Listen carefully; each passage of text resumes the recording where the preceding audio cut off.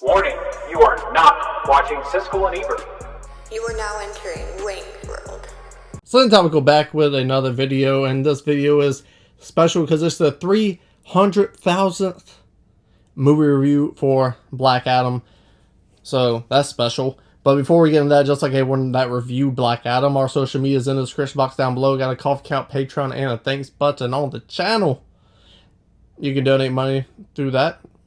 You can also subscribe. If you do any of those things, then I appreciate that. But let's get down to brass tacks. I gave Black Adam an 8.2 out of 10 Wangs. Why? Why?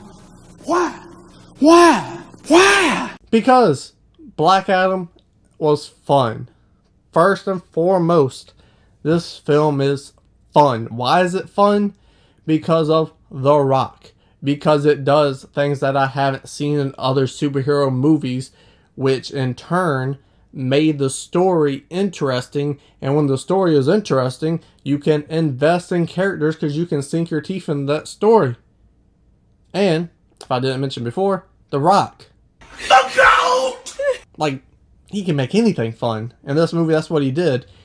Sometimes, was he clearly The Rock? Yeah. Did I care? No. And it made for a very fun experience.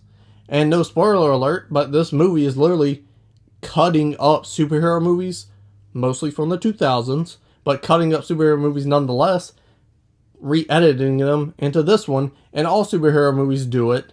I haven't seen a superhero movie top to bottom that was fresh in quite some time, but because there's so many of them, you're going to get that. So when I went in this movie, and then around the meaty second act, they were switching it up. They was doing different things. They was putting new twists on old cliches in this genre. I was like, I wasn't expecting that, but you went that way. You tried something new, and it fucking worked.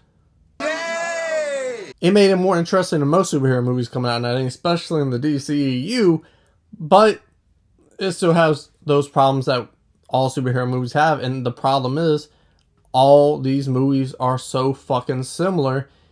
It is revolting at times. I'm sick and tired of your fucking shit. Like even the costumes. Adam Smash, he's got the fucking Deadpool mask.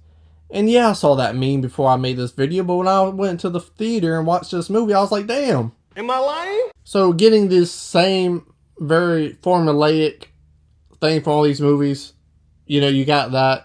They stuck with the Zack Snyder style of filmmaking, very close to it, but enough to make it its own. Be like, alright, this is the same universe, but this is not a movie made by him, which I appreciate because I don't think he's that good of a director. Acting is whatever. It was what it needed to be for this film. Pierce Brosnan, everyone, they did their thing.